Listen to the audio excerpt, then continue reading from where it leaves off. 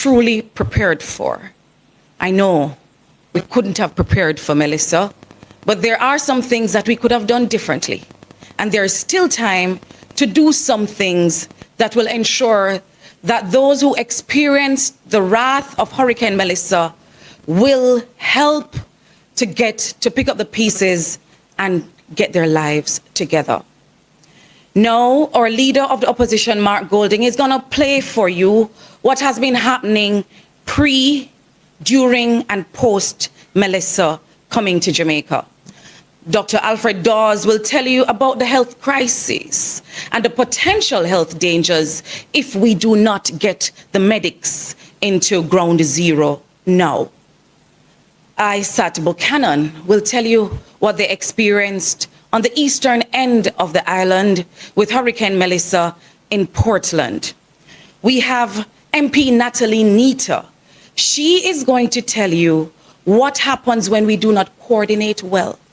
When the local players at the councillor, local government level, the MPs, and outside help tries to come in, but the coordinating hub cannot hold, she is going to tell you how we propose that we do it differently so that Jamaica can get on with the business of recovery.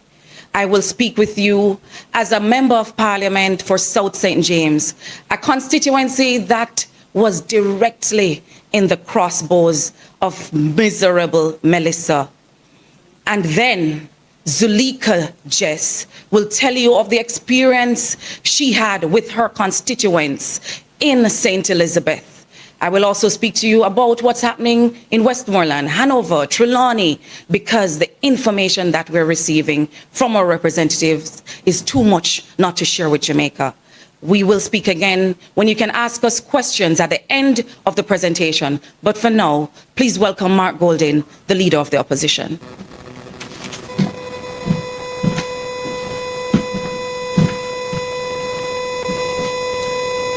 Thank you very much. Good afternoon, Jamaica. Good afternoon, members of the media and all listeners.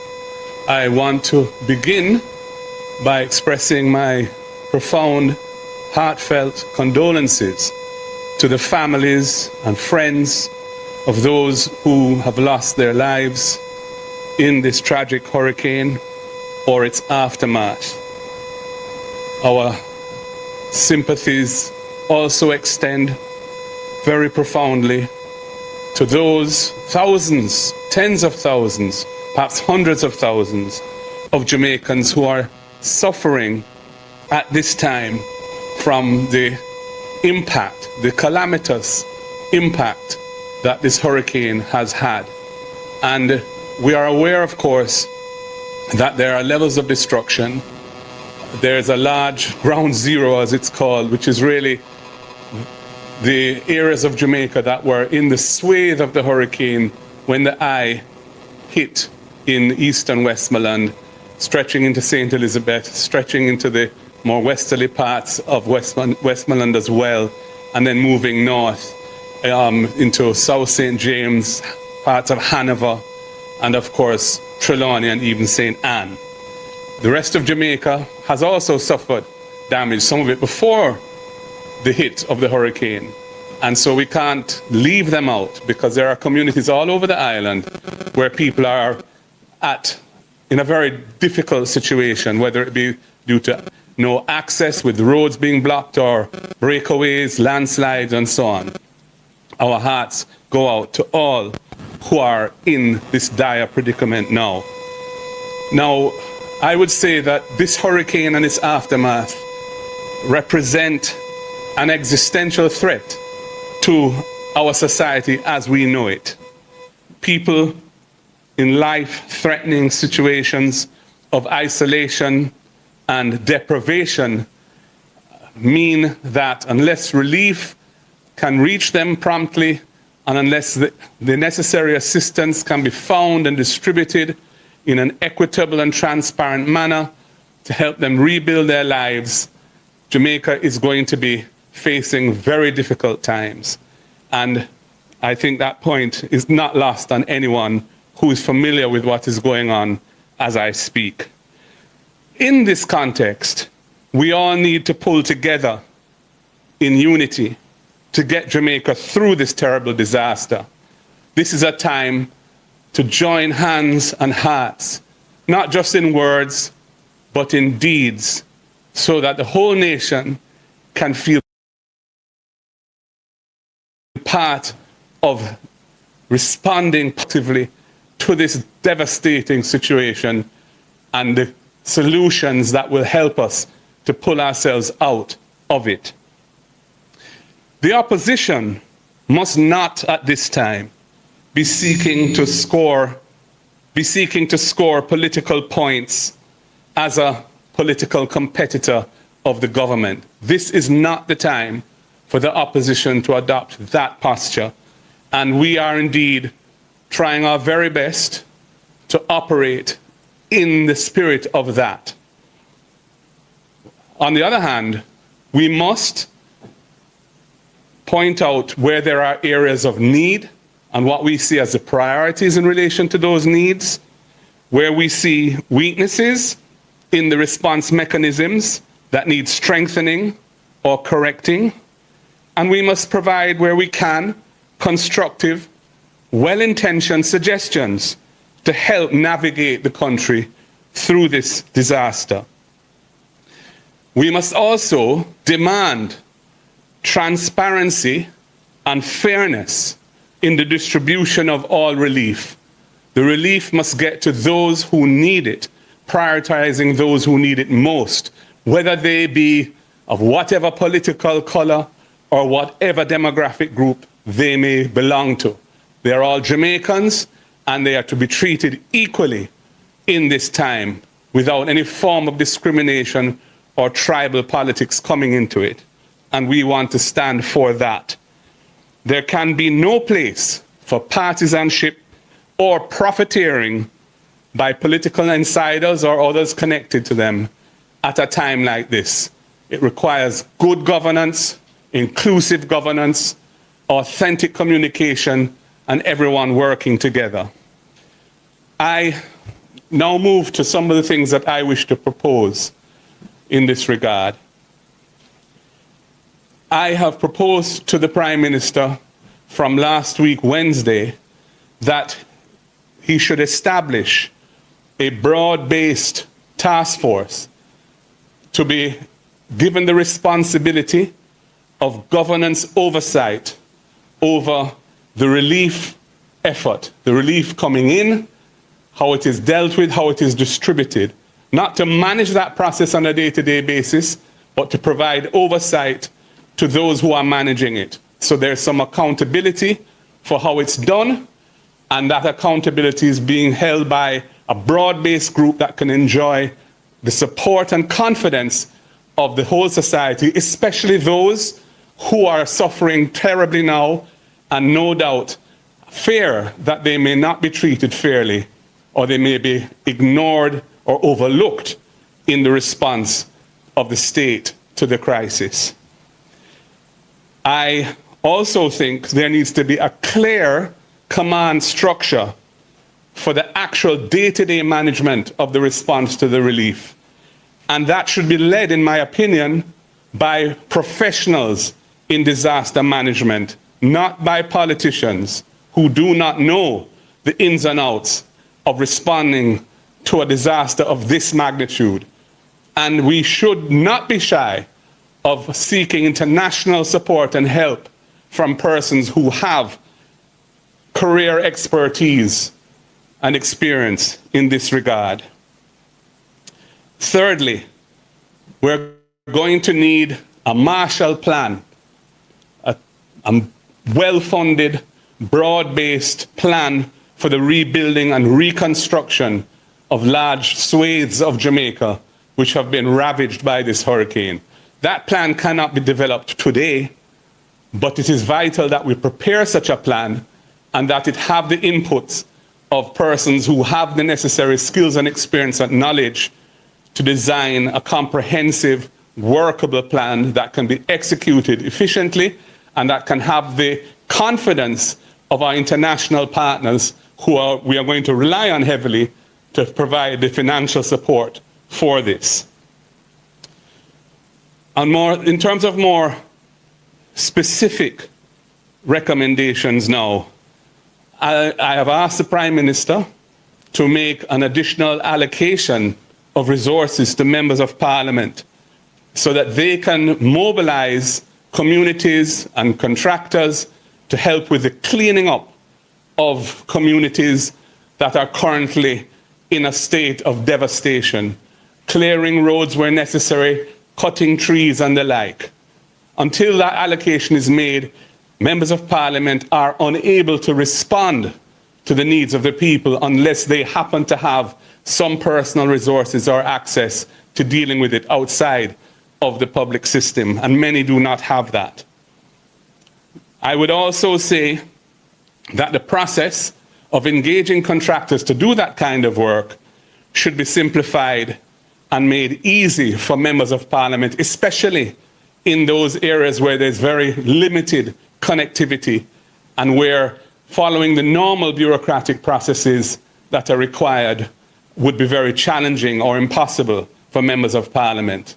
If contractors have a TRN, whatever the allocation is, they should be invoices, and those invoices can be submitted, but the work should be able to begin.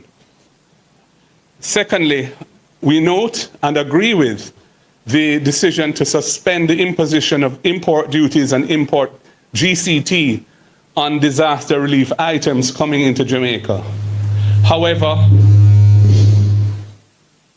However, we believe that the period for which this has been announced is too short, because the time it takes to mobilize funding and make the necessary procurement abroad, the logistics, etc., of getting it shipped to points on land where they can then be shipped or flown to Jamaica takes some time. And to have it cut off by the end of this month is too short. And it's also not clear from the announcement that was made whether goods in transit to Jamaica will get the benefit, even if they haven't landed here at the time of the expiry of the window. I'm suggesting that we recast that window in a way which is more realistic, given the situation that we face. I also think we need an evacuation plan urgently for persons who are without shelter. That needs to be well thought through so that persons can be moved to places of safety where whatever form of accommodation can be erected to support them, whether it be tents or something else that can be put in place, and they can have access to the basic means of survival in an organized way.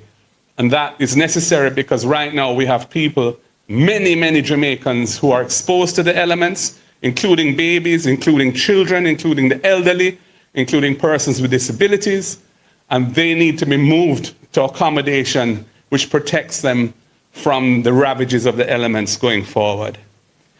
Those are my thoughts, and I'm now going to hand over to the next MP who is going to address more specific concerns in their particular constituency. I thank you.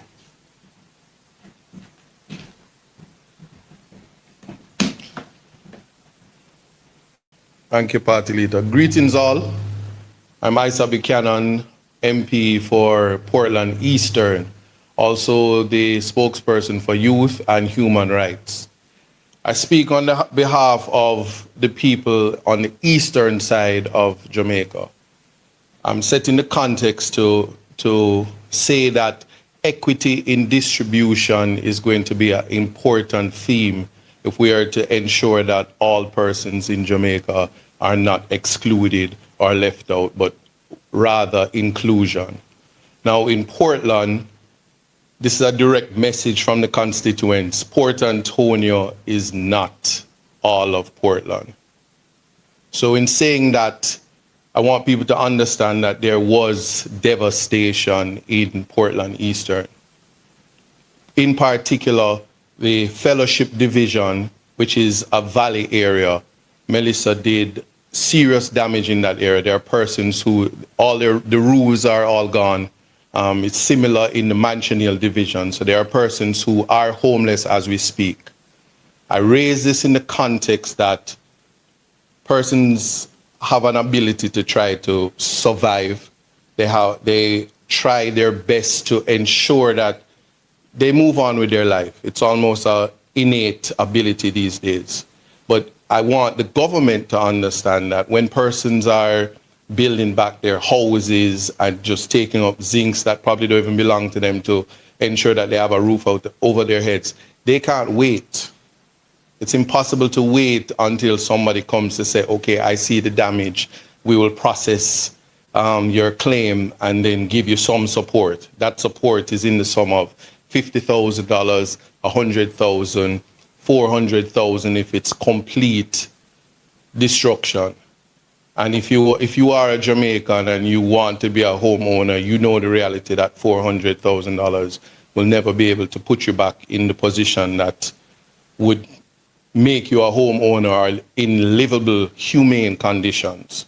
So when I speak of equity of distribution, although Melissa didn't hit at ground zero in the east, we are an island surrounded by water, especially if you're a coastline parish like Portland, Eastern, St. Thomas, Portland, Eastern and Western, all of Portland and all of St. Thomas. But if we speak of the constituency, I'm not going to sit here or stand here and say that MPs who are not in those ground zeros aren't affected, because we all are.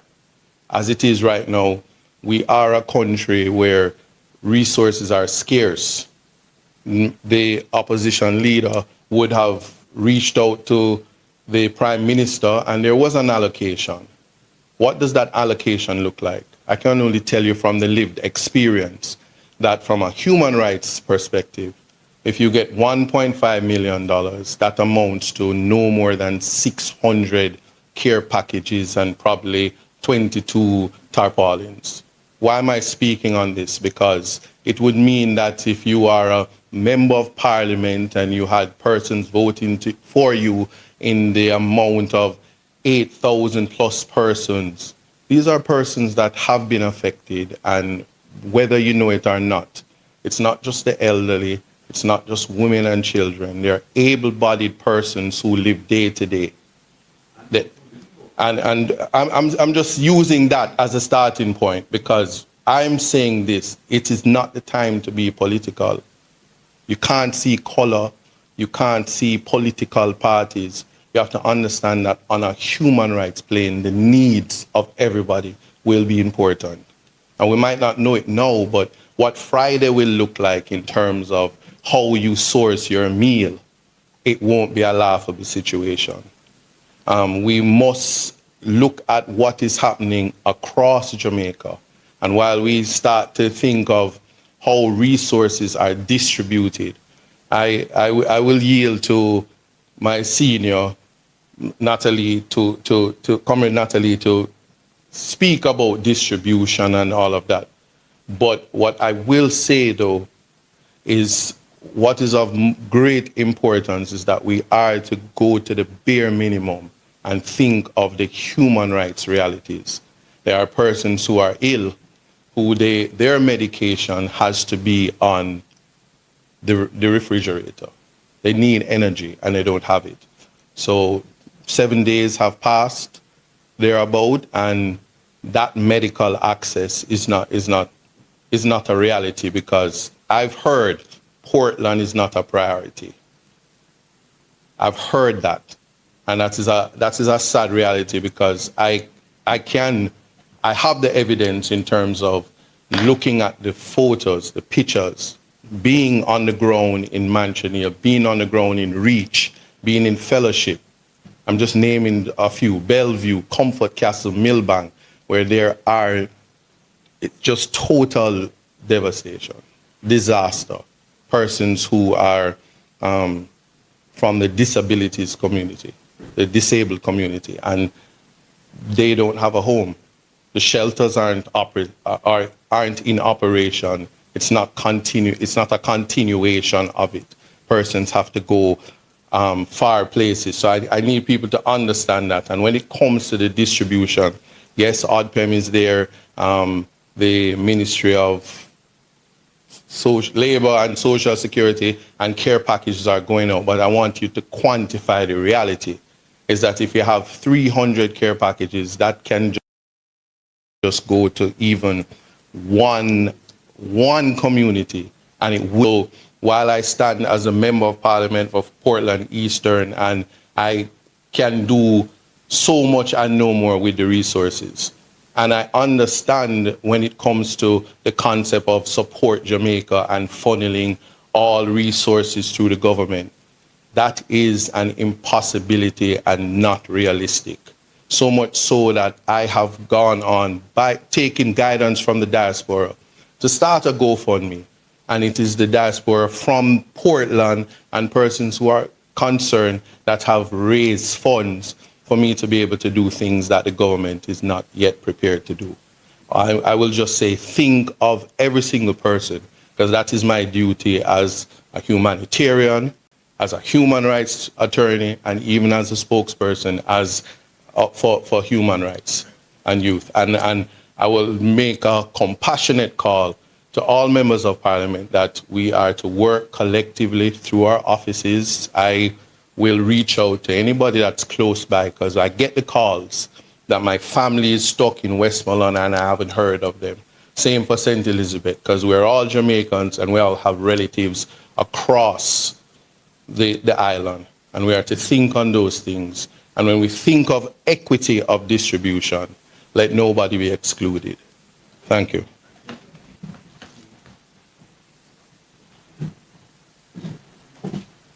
Good afternoon. I'm Seaga Jess, Member of Parliament for Northeastern St. Elizabeth. There has been quite a lot of attention being paid to Southern St. Elizabeth. Unfortunately, Northeastern St. Elizabeth has been left devastated by the passage of Hurricane Melissa.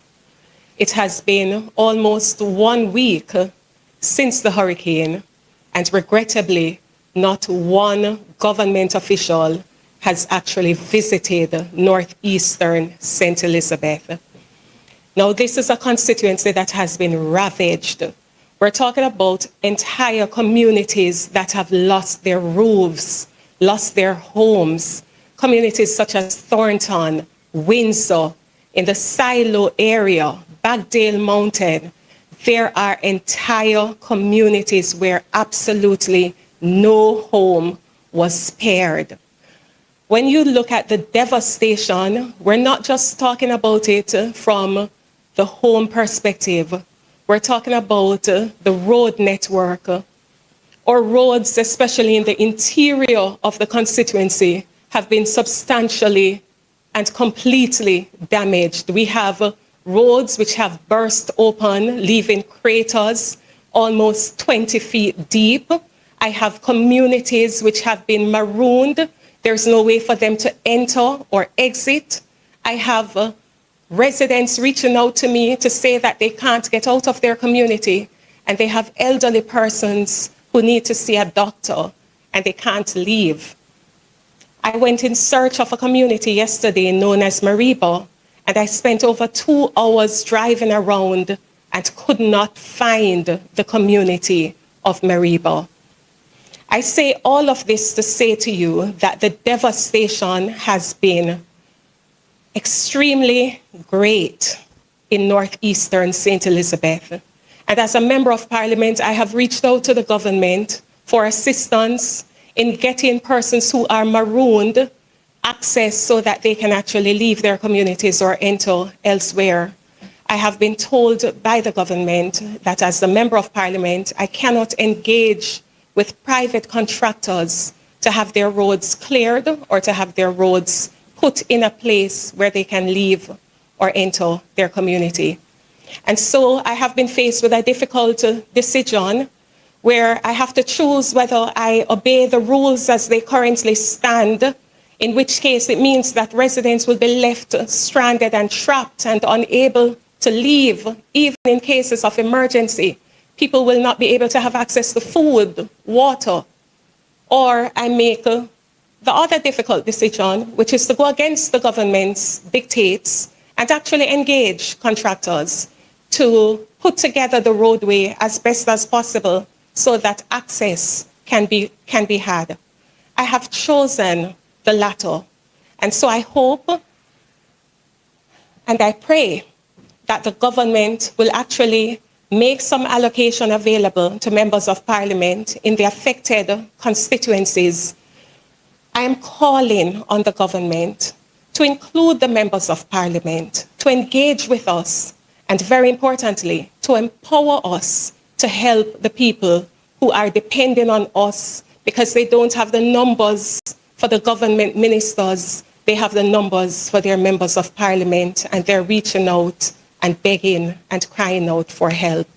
I'm asking that the government consider making an allocation, particularly to the members of parliament in the deeply affected communities, constituencies, where it's not just a case of clearing the roadways, it's a case of actually engaging professionals who can fill the gaps and the craters and make a way where there is no way, even if it is just on a temporary basis. The hurricane has wreaked substantial damage, and it's important that there is equitable distribution of resources. I have received only 150 care packages from the government for distribution. That doesn't even last one lane in one community because everybody has been affected in most communities. So it's not just the elderly or the disabled, it is everybody who is affected. And so I'm calling on the government to engage and to engage as a matter of urgency so that the relief that is necessary can be had. Thank you. So I will speak of the experience from St. James, and after which Dr. Dawes will speak about the health crisis and Natalie about coordination. When last I checked, we lost 5 lives in South St. James to Hurricane Melissa. And I speak not only as a person reading or hearing about what's happening in South St. James and in Jamaica, but as someone from South St. James who was on the ground from Wednesday. I left the constituency last night this morning at 2 a.m. to be a part of this press conference because as the chief spokesperson for the people of South St. James, I think it is my duty to get out of the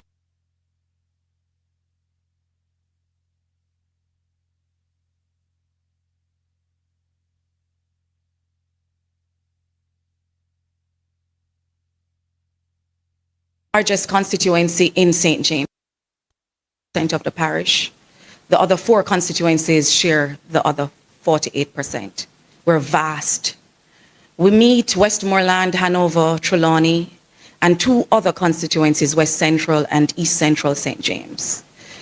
To enter the constituency, traditionally we use 5 different routes. We have only been able to clear 1 route into South St. James, and that is through Long Hill to Anchovy, Mafuta, Barnet Bush to take you up to Garland's, Moko, Maroon Town, or you go right at Fern, Plum, Cambridge to go as far as you can until you're stopped by downed power lines, poles, landslides, and rivers. Yes, the 7 Rivers has taken the road we have in the Bickerstead Copperwood plantation area. We still have communities that are marooned and do not have access to food. And when I say no access to food, what I mean is that when we advised them to go to a shelter like the shelter at Cambridge High School, we told them that we were advised by the government that food would come after the storm, which was a mistake because some went in from as early as Monday of last week and they have not had food up till now. We were able to send a little boat across, a little blow-up boat across the roadway to get to some, and they got food for 1 night because the boat couldn't hold much more. We have seen the helicopters flying in the sky above us in South St. James, but most times they're going to St. Elizabeth or Westmoreland. They're going to the sexy places where disaster grief is big profit and big public relations opportunities. In South St. James, we're farmers, We're humble people. We don't like to beg.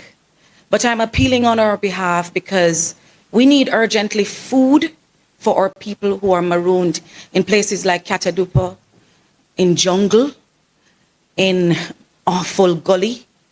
We're calling for help for people in Retrieve, where we join Eastern Westmoreland, because they were only able to get their dead out of the community just 2 days ago.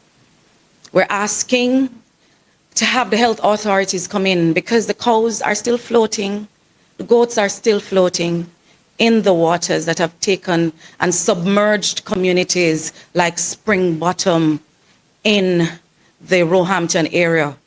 2-story high houses are still underwater. We have a coaster bus, you know the height of that, that is still submerged along the roadway to Cambridge. Based on my estimation, over 70% of the housing stock, the business, the livestock, the agriculture has been lost in South St. James. And when I go to the community, I don't know what to say to them because they ask me, MP, you see my house, it was right here, it's no longer here, what do I do? I tell them that I have not yet gotten word from the government, right? To tell us how we're going to help them to rebuild and to get their lives back together, right? So,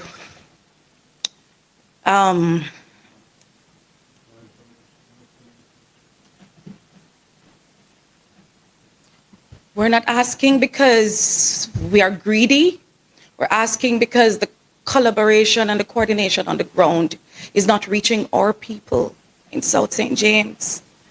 When I'm able to bring 2 bags of food like I did last night to the school at Malden High, they were not able to make breakfast this morning because it could only last 1 day.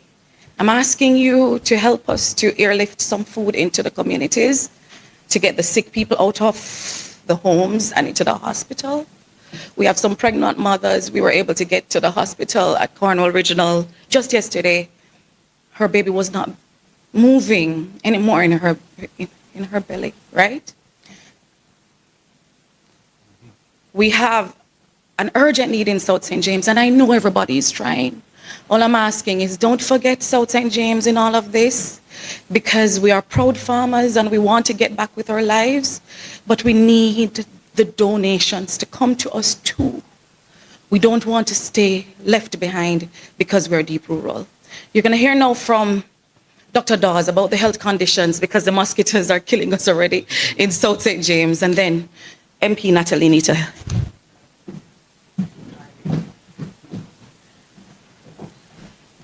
Good afternoon. Dr. Alfred Dawes, Member of Parliament for South East St. Catherine and Shadow Minister of Health and Wellness. When Hurricane Melissa hit Jamaica, it was a catastrophic natural disaster. If we continue on this path where the government maintains hegemony over the distribution of aid and access to the most vulnerable communities by volunteers, if they try to do it alone, we will have an even more catastrophic man-made disaster. We are seeing a humanitarian crisis unfold before our very eyes. Ground Zero was in Eastern Westmoreland, a parish that I'm very familiar with, and the devastation that is seen there and in St. Elizabeth and in other parts of Westmoreland, St. James, Hanover, and St. Elizabeth overall. It is mind-boggling. No pictures or videos can do justice for what you see when you're driving miles and miles. The smells of rotting carcasses, the flooded roads. Healthcare has been teetering on the border of collapse because of the situation at Cornwall Regional Hospital and the overcrowding in the feeder hospitals. What we are seeing now is an exacerbation of that situation, where Lucy Hospital, Noel Holmes Hospital, is pretty much non-functional. Up to over the weekend, there was no way of contacting hospitals for referrals. They would just get critical patients as fast as possible, loaded into an ambulance and send them off with a hope and a prayer and what limited staff they can afford to send on that journey. The Black River Hospital has been devastated, and Salvamar Hospital, they have major infrastructural challenges, but even more so, the staff, they are also homeless. They are also living out of cars. Many of them are hungry, and many persons cannot provide health care because they do not have the resources. We appreciate that the government has now opened the NHS stores and has started to send out supplies. But we must not be fooled into thinking that a field hospital being set up means that it is an appropriate response to a catastrophe of this nature. A hospital is secondary care. There is no primary care in any of the affected parishes at the moment. This means that the clinics are closed. It means that diabetics, hypertensives, persons with heart disease, kidney disease, those who have a diabetic foot ulcer, they are not being treated. And it means that they are going to have exacerbations and complications of their diseases. And already we are seeing where those who have access to the hospitals have been flooding the hospitals. We will see in the ensuing weeks an increase in mosquito-borne diseases. Within 6 weeks, we can expect outbreaks of dengue and whatever else is lying around, waiting for these appropriate conditions to manifest. The public health inspectors, they need to be empowered immediately so that they can start their food safety checks. They can inspect for water sources that they are potable, they have not been contaminated. Basic materials such as food, temperature, thermometers must be provided. We must increase vector control activities immediately. And this is not just fogging, but source control. Otherwise, we're going to see a massive outbreak of dengue. The gastroenteritis from the consumption of spoiled foods, already we hear reports of persons eating rotted or rotting carcasses. And the unavailability of potable water will lead to diarrhea, dehydration, and in the most vulnerable, the elderly, the children, and the pregnant mothers, it may mean death. We do not know what the true death toll is from the hurricane, but what we can expect is that if these public health issues are not addressed immediately, we're going to see far more deaths occurring in the aftermath of the storm, in this man-made disaster, than what occurred during the passage of Melissa, the natural disaster we're here to speak about. We must head this off. We must resource the hospitals. We must send relief staff to the hospitals. We must find a way to get health care in the communities that have been cut off up to recently and are still cut off.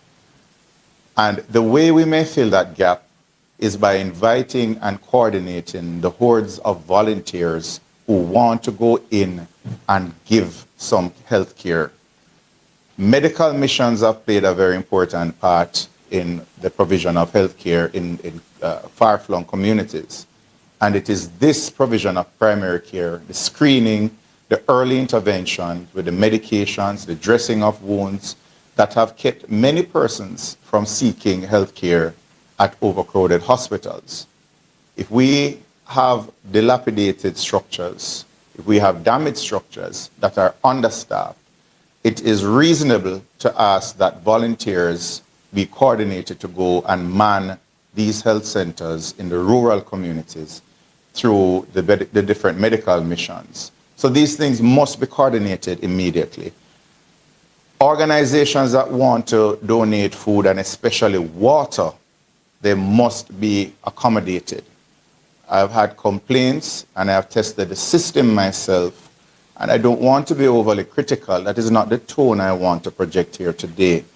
But those who want to give are being frustrated by the process And what is happening is that they are trying to make the journey themselves. The roads are blocked up. On our mission on Saturday, one of the buses broke down and the relief bus took about 4 or 5 hours to make what would normally be a 2-hour trip to relieve the staff that were left on that bus. The roads have been congested, and it is frustrating persons who want to donate, but we must set up a proper distribution network so that those who are impacted the most, irrespective of their antecedents, they get the resources that they need. It means not simply focusing on one particular area, but accepting that this hurricane tore through the entire Western Jamaica, and we must not ignore the plight of those who are in one parish. If the information that came to us through the media came late and our attentions were already fixed on a particular area that was brought to the forefront of our consciousness. So in conclusion, my appeal is that we find a way to facilitate the donors of foodstuff, sundries, health supplies, and importantly, find a way to channel those who want to give service in the medical field so that we can organize relief missions to go to the communities that Nikisha spoke about, that Zulika spoke about, and others are bringing to the forefront of the nation's consciousness. We have to get medical missions into those communities, and they are coming with their resources, but there needs to be a greater collaboration between those entities and the government and the state agencies, as well as the opposition, because we have made ourselves available to work alongside the government. So again, we do not want to convert a natural disaster into a man-made disaster because of partisanship, but we should focus more on partnership. Thank you.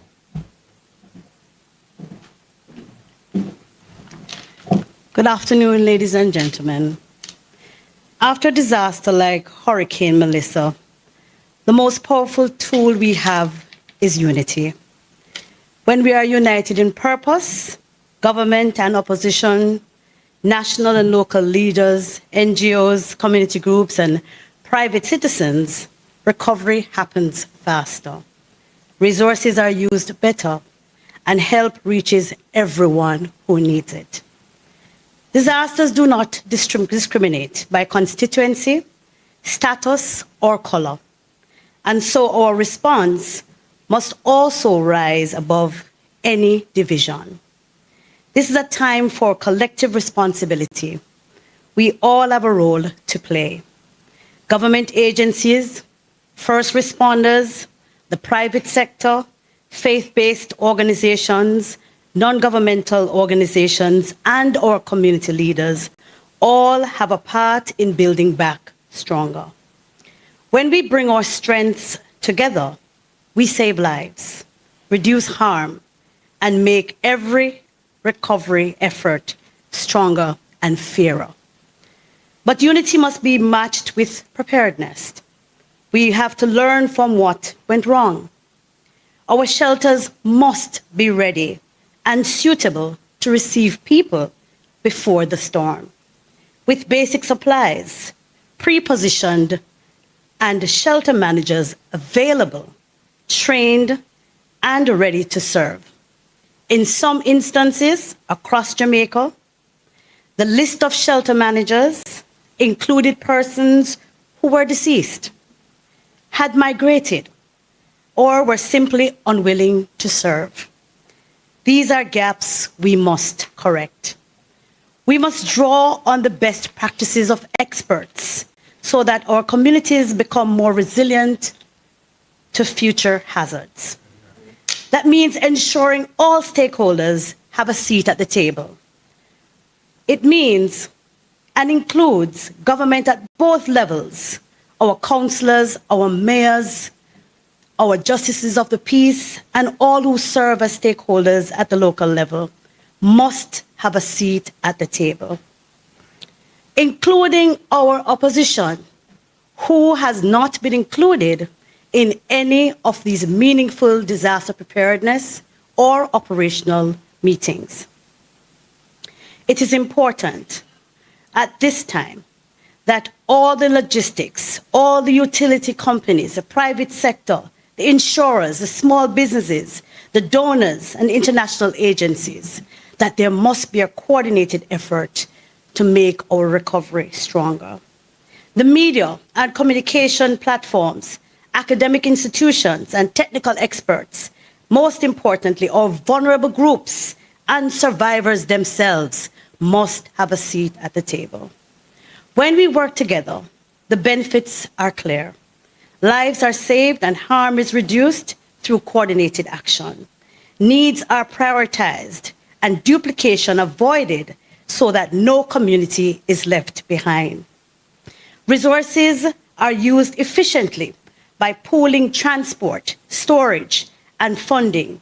Expertise is shared, combining technical skills and local knowledge. Vulnerable groups are protected, including children, the elderly, and persons with disabilities. Public safety and essential services are restored faster, helping communities to recover. And most importantly, trust is built because people can see fairness and transparency. If we are to build true resilience, collaboration cannot happen only in crisis. It must be part of how we operate every day. That means maintaining open communication channels, sharing information, coordinating resources, and planning together before the next disaster strikes. The opposition stands ready to work with the government to strengthen our systems and ensure that every Jamaican, wherever they live, can depend on fair and transparent support in times of need. Let us commit to building partnerships and putting people first. When we work together, Jamaica is stronger, and we lead with compassion, coordination, and accountability. Recovery is not just possible, it is inevitable. Thank you. So we'll now open the floor for questions. If you have questions, please state the name of your media house. If you're online, you can indicate by using the raised hand icon. If you're in the room, please indicate, we'll get the microphone to you and we'll take your question.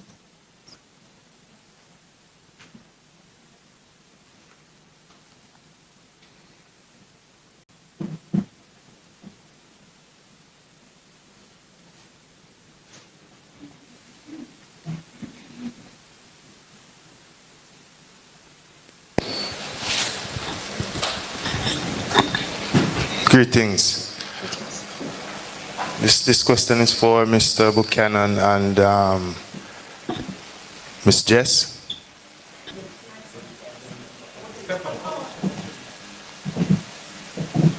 All right, so I heard you speak about the relief supplies not being enough. Do you think that there is an act of sabotage at play there, any at all? In both constituencies or anywhere else, as a matter of fact. All right, so I'll answer. Sorry, I'm Jason Cross from the Jamaica Observer. All right, thank you, Jason. I'll speak for Portland Eastern. I don't buy into conspiracy theories. If and I have no facts that there's an act or acts of sabotage. I would say if that were the case, that would be very idiotic. But we're living a real experience, and at this time, even before the hurricane, there were persons that were suffering from food insecurity. That is the Jamaican reality. I'm just simply here to say, listen, tomorrow we are go hungry. Let me put it that way. And next week we are go hungrier. And a hungry man is an angry man. So if somebody is sabotaging, woe be unto you. Thank you. In the case of Northeastern St. Elizabeth, I suspect it is perhaps a situation where the government has their hands entirely full. I think it's quite an overwhelming situation having to deal with an unprecedented act of nature. We've never had a Category 5 hurricane, and so I would hope that no one in their right mind and operating with good heart could deliberately wish to punish residents by withholding food and other basic necessities. So I hope it is an oversight and not that which you have suggested. Good afternoon, Camille Williams with Television Jamaica and Radio Jamaica 94 FM. I have two questions, and this goes out to, because this is about MPs, anyone I think can take this. So the first question is, how much money would MPs need to adequately respond to the need?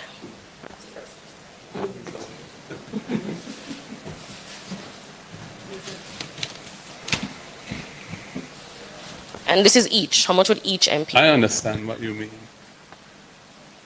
I hesitate to attempt to answer that with a specific number. The scale of the damage is unprecedented. It's not yet quantified. And it differs from constituency to constituency.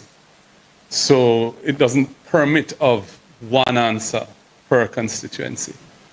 There is, however, a threshold that I think MPs could handle adequately and which could make a huge difference because of their connections on the ground. I think it's important for Jamaica to understand that members of parliament on both sides, councillors on both sides, have networks into communities in every nook and cranny of the country. There are very large national organizations that are not centralized in the capital like government is. They're diffused and they're across the island. And the information can flow. Once there's connectivity, the information as to where the needs are flows very quickly and easily, right through up to me, if necessary, as leader, or the Prime Minister, I'm sure. So empowering members of parliament, as long as there are accountability measures in place to ensure that the money or the goods are accounted for adequately and properly, using that structure and the councillors is a very effective way of getting to people in need. We will partner with local organizations who we have relationships with on a day-to-day basis, churches in communities and other organizations on the ground to cover the ground where needed. Now, in terms of the amount of money, what has been proposed, we got 1.5 million allocated on the Saturday before the Melissa hit. I had reached out to the Prime Minister that morning about it. We had a meeting at OPM about it. We discussed it, and he said he was authorizing $1.5 million as a kind of pre-Melissa effort to prepare us to have something. And that was useful, and we did our best to prepare ourselves with that. Tarpaulins, water, foodstuffs. But of course, the scale of this is so much greater than any of us anticipated, really, because we haven't experienced it before. That really needs to be replenished. I've been in dialogue with him. I believe he's going to announce another 1.5. I think Cabinet was supposed to, for relief purposes, and they're looking at a $3 million for issues to do with cleaning up and the like. I've said to him that the bureaucracy, the administrative requirements as to how you spend that $3 million, and please, public, bear in mind, we don't get this in cash. These are allocations that allow us to trust, as it were, the services, the food stuff from suppliers, and then we send invoices to a state agency who pay them directly. We don't handle any cash. Now, $3 million, when you're faced with thousands of people who are homeless, is not an answer to that question. And I'm not sure that for the major, well, I should put it this way, for the major response to the housing and shelter needs of the people, and even the food and water needs, the MPs cannot be the sole solution. We don't have the capacity to deal with housing needs on that scale. That needs a national reconstruction program with a proper governance structure attached to it and well-resourced. But certainly, if you were to give MPs even $50 million each, that would be we would be able to make that money count for the people and the people who need it.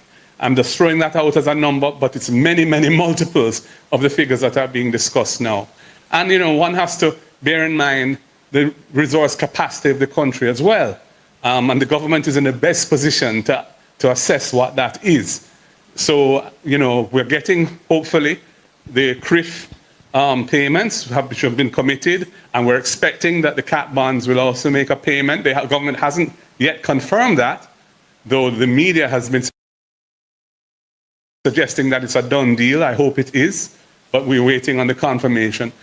And there are other funds that were in the budget and so on for national disasters. But bear in mind at the same time that there's been a calamitous hit to the economy. So going forward, we're going to see a contraction of the economy. We're going to see a contraction of government revenues. We're going to see a contraction of foreign exchange flows, potentially.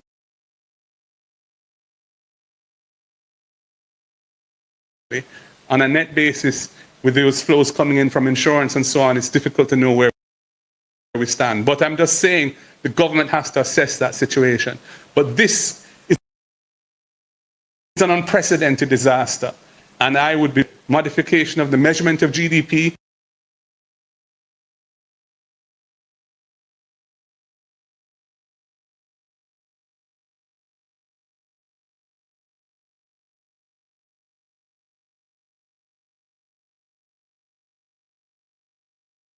We were supposed to get to the target of 60% of GDP this year, even though the law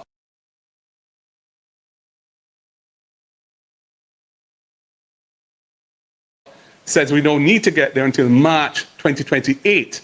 So we're going to get there 2 years early. So there is some fiscal space in the... All right, so this is just one case. However, I would figure perhaps this might be a situation elsewhere.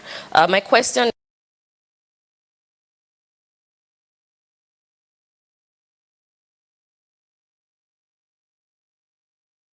is, have you been seeing the issue of political partisanship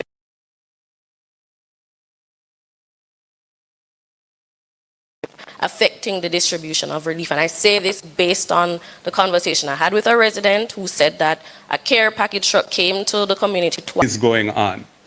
And that's why it's so important that the structure, the command structure to manage the distribution of relief is not an ad hoc thing where, you know, a minister get a phone call and respond here, and then somebody else tug him shirt and him respond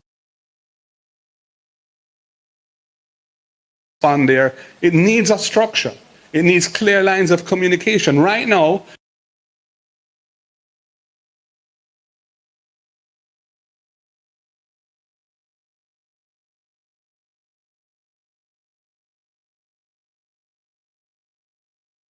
I got a report yesterday that 8 people were dead in a community in St. Elizabeth. And they were planning to do a mass burial because they're cut off. I can give you the name of the community. It's in my phone. I have reported it, which is not practical because he can't handle every single report. There is no proper command structure in place. They've put in the same old system that has applied under their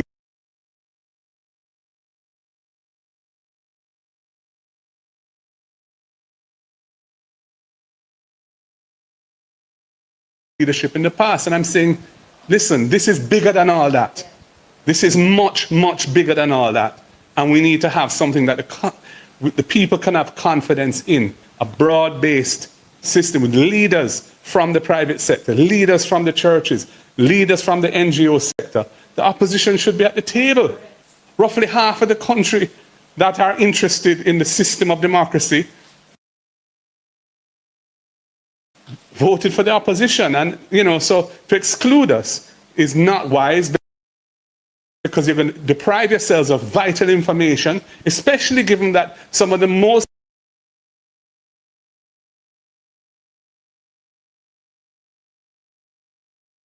badly hit areas are areas where our representatives have been voted into office. So the structure needs to be put in place that's broad-based. There needs to be proper... Thank you. There's a question here online from Portland Spice TV. Are there members of the parliamentary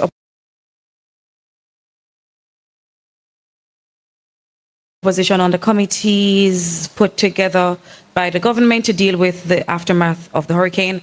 The leader of the opposition addressed that, I believe.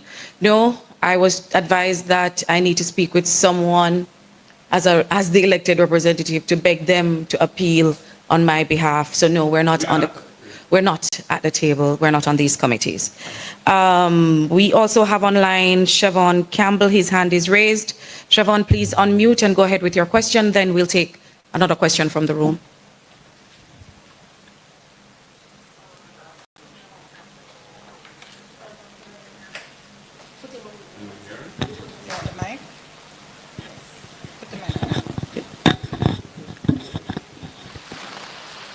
Go ahead, Siobhan.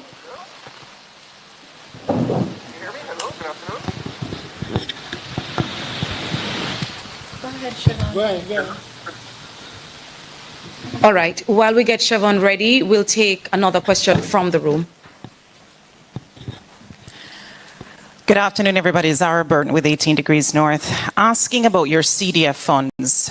20 million, I believe, is the allocation each MP. Have those been used up in your constituencies? Can they be deployed ASAP? I'm just wondering, just generally, I have another question after that, but just generally speaking, can you get that accelerated in any way, or are there certain rules holding you back? Okay, so for members of parliament who have returned, you might or might not still have CDF funds remaining. And if you do, it may or may not be accessible based on what it was programmed to do. So there are specific procedures to follow to be able to get funds to do mitigation works. And if you did not have a mitigation fund set aside, then you wouldn't have access to any of it. In the case of new members of parliament, the outgoing member of parliament might have utilized all of those funds already, and the new member of parliament won't have access to a new allocation until March of next year, after the new budget period has ended.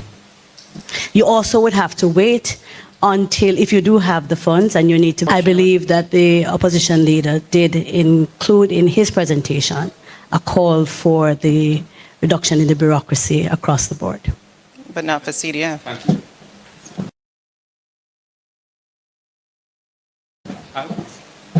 I would just add to that, just for public information, how the CDF works is a $20 million annual allocation per constituency. 1.5 of that is for admin support. So it's really 18.5 that's available to be spent. There are certain heads of activities that you must allocate that 18.5 across. Welfare, social housing, economic enablement, sports, education, etc. And then you have to design programs which have to go to a parliamentary committee and get approved for each of those. So the whole 8.5 million has to be approved by Parliament before you can get access to it. Now, there has been no decision to modify those rules. What has happened, that 1.5 million that was allocated on Saturday was an addition to the CDF. So it is being spent through the CDF processes, and the same agencies that normally would apply will receive the invoices from the suppliers of the food, water, tarpaulins, etc., and make those payments. They did not require parliamentary approval for that. I guess cabinet approved it. So I don't think there's much, if anything, available in the 20 million allocation that can be really used. Some people may have some funding for housing. And for example, I have asked whether for what I have in my constituency, which is available for housing, if we can use it for responding to the needs of people. Right now, a lot of people in Jamaica have leaking roofs, a lot of roof damage. There's a huge demand for zinc and other roofing materials. So I've written to the CDF to ask if we can use that, if my constituency can use those funds for that. And they have indicated that we can. So, they need to broaden that, and that all 63 MPs have that, a facility available. In relation to the $3 million that the PM said would be approved today by Cabinet, or he was expecting it would, I have said, as I said in my opening presentation, rather than go through the normal bureaucracy for that, where you have to get NWA to approve the specific works, they have to send somebody to look at it, and then you have to write them and nominate who the contractor is, because it's below the threshold where it has to go to tender if it's only $3 million, and they can't do anything until that. I'm saying for many of the MPs in these areas, there's no connectivity. So to require them to go through all those just to clear some roads and chop up some trees is really, it's excessive. So what I would suggest is that we just allow a situation where contractors who have a TRN can issue an invoice, the work can be done, and that invoice is then sent for reimbursement in due course. I also had one more question. This was for Dr. Dawes. Health, mosquito-borne diseases. I know you mentioned it in your presentation that there is a possibility that we will be getting sicknesses come through like dengue. I wanted to know if, as of right now, whether you have heard of any cases of these mosquito-borne illnesses as of yet, and also, I know you mentioned, I think, fogging. I think you may have used a different term, but vector control. What other measures, given the fact that you said that they're coming, what other measures would be necessary to mitigate against that at this point? Because as I think somebody else mentioned, there's some carcasses in different streams, water bodies. Everywhere.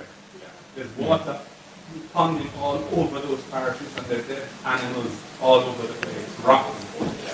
So the question is that posing a health risk as well? And so if you could just address some of the things that, in addition to what you said about vector control, what else from a medical perspective would be necessary to mitigate against those diseases, and also dealing with these dead carcasses and even dead human bodies too that are not claimed? So what we are faced with now is a public health crisis in the making. We speak about the ponding of water, these water reservoirs that are caused by the receding floods. We do have a very fertile breeding spot for mosquitoes. So we are going to see a massive increase in the mosquito population. And we know that Aedes aegypti, which transmits dengue as well as chickpea and Zika, that is native to all of the parishes that have been affected. With the Haitian migrations that we are seeing coming in, we are at risk for malaria. We must consider that the rotting carcasses of animals can contaminate underground water supplies. If we have a contamination of underground water supplies, we're going to have a significant increase in the number of cases of gastroenteritis. We saw after the Haitian earthquake, there was a rise in cholera that was brought in by relief workers. We don't know if relief workers are coming in with other diseases as well. And we have an incubator now of persons who are living outdoors. They're prone to respiratory conditions, and they are prone to gastroenteritis as well as mosquito-borne diseases. So we have to address the breeding sites. That's going to be very difficult to do because of the large areas that have significant water pooling. Fogging can take place, but it is only a temporary measure. We have to get, as much as possible, mosquito repellents, mosquito nets out there for persons who are exposed to the elements. And we have to be testing water sources very regularly. We have to get the chlorine tablets, the water treatment solutions, as well as tablets, and water. We need to get water. And with all of this, persons in the affected areas, they have to be advised of what to look out for, how to practice proper hygiene, how to, unfortunately, we have to say, isolate bodies so that they don't come in contact with decomposing bodies and they're exposed to infections. So unless we fix primary care immediately, we're going to see this disaster that is man-made if we don't do it right. And I choose that term carefully because if we can prevent a lot of this, if we get the teams out there, if we have a structured response, we get the public education out there, if we evacuate people out of those areas where they're at risk, and we get the potable water and proper food, the hygiene tools that are necessary to avoid these outbreaks, we can do it. There is hope, but we just have to do this the right way. I just wanted to add one postscript to my answer to your question about the CDF. The CDF, as normally allocated, is not disaster relief funding. It is to help in the constituencies to make life a little easier for people who need help.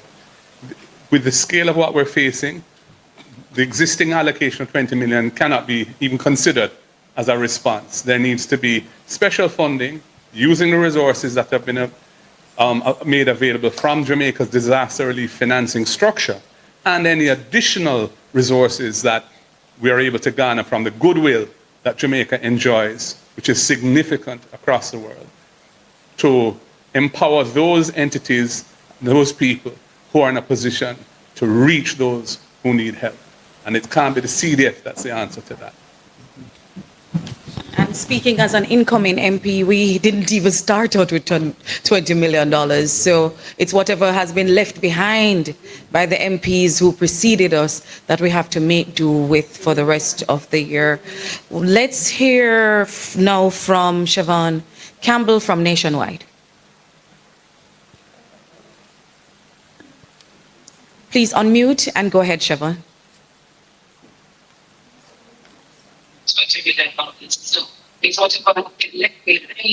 If I'm not seeing Siobhan on mute, can I take the stage? Yes, please go ahead. Say your name and the media house you represent. My name is Colin Bell, Portland Spice TV.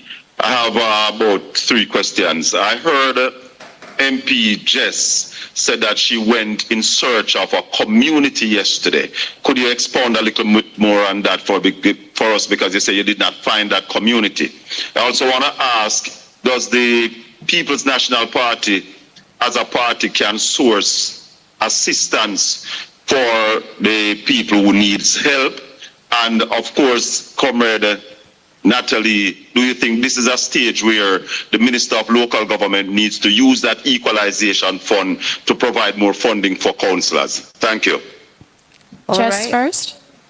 So we'll go to Jess. So when I mentioned that I could not find the community, I'm referring to the community of Mariba. And we started out by checking the access points to the community. So we went to one location where that is the road that should lead to Mariba, and there was no road. There were just crumbling asphalt. There was just debris of asphalt. We went to another location that should have been the other way to enter the community, and it was just totally impassable. Everything, the road was broken away, split totally. We were told that we may be able to find the community by going through a dirt road in the hills. And so we went into the hills trying to find the dirt road, took several dirt roads and could not find the community until further, about 2.5 hours later, we found a house, and they told us that if we continued to walk, because we couldn't drive, so if we continued to walk, we would find another house further down, and they would have to call out the community to come to us, because the community, they are trapped inside of the community. They are trapped in the community. So that is the reality on the ground. People are marooned and they can't get in and they can't get out. Thankfully, I've made arrangements for some heavy-duty equipment to be brought into the area today to try and get them access. So hopefully I'll have better news later tonight.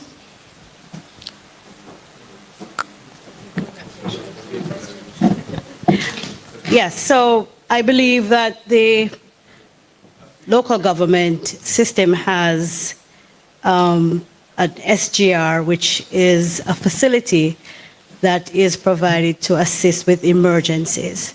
After dialogue with the local government minister, they were allowed, councillors and mayors are allowed to utilize some of what is available, if any, in their SGRs, which is their emergency funds. But I believe it's not enough. I believe the equalization fund can be utilized. So I'm answering you, yes, it can be utilized to empower our local government representatives, as they are the first port of call. Everybody goes to the councillor first. Most times because they are living in the same communities with them. And so they should also be empowered, whether through the equalization fund or a special disbursement through the national budget at this time, to be able to assist with what is happening on our parochial roads. So while we are engaged in clearing our main roads so that major vehicular traffic can go through, our community roads need to be cleared urgently, because they can't get into major communities to be able to purchase food and to be able to have access to medication. And so there has to be a great emphasis at this time to empower our local government representatives to be able to respond quickly. I think the second question was to do with the People's National Party and fundraising and so on for disaster relief.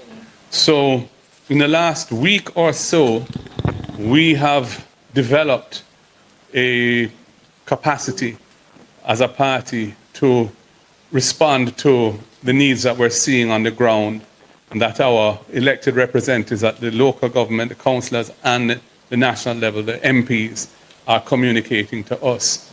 So we have the capacity to receive financial contributions locally and from overseas, and we have relationships that we've developed with established charities that would import and make the relief supplies available for distribution. And we're putting in a structure for this with an accountability element, because we want to account for every dollar received and every item received and distributed. And the treasurer of the party is helping to design this. She has been managing this process for the past week, and we're bringing on additional human resources to give support so we can have a robust mechanism for anyone who wants to assist through our portal. Now, I gather that there's some thought among the government that they want to stop anything coming in other than through ODPEM and the state system. I would caution against that. I think that people have their preferences, donors have their preferences. Let us not deny any Jamaican in need the opportunity to receive a benefit which a donor would be inclined to provide for them through a particular channel, by saying everything has to go through the state channel. I think there should be coordination. I think we should collaborate and share information, as long as that is on an open basis and it's genuine sharing of information. But I don't think we should just restrict this whole relief to one channel, because that is going to result in people not benefiting as much or at all from what is available.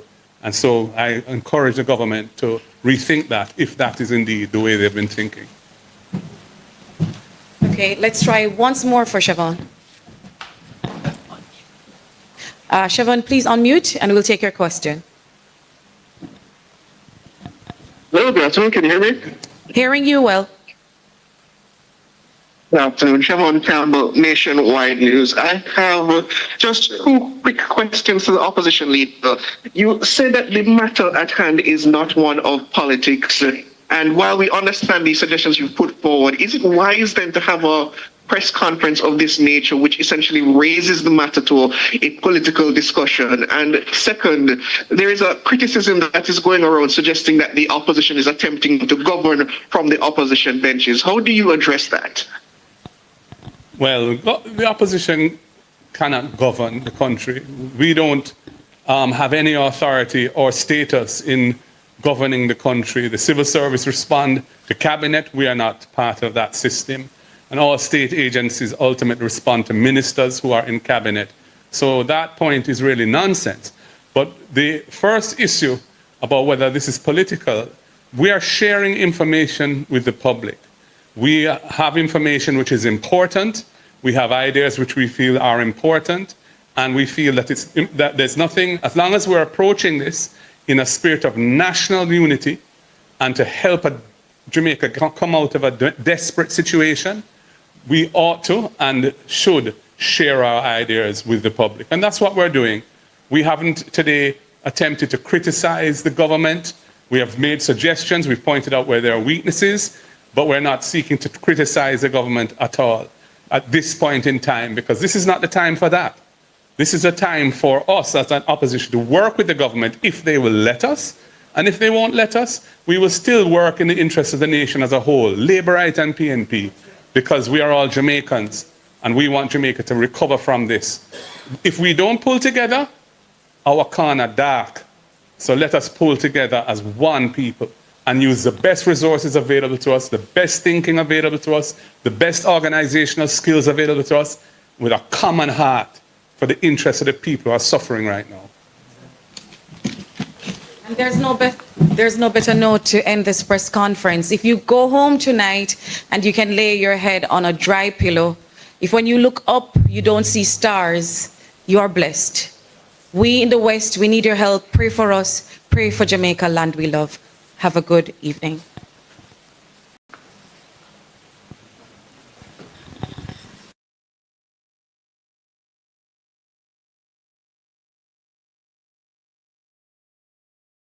So why you come to me with that foolishness, you know?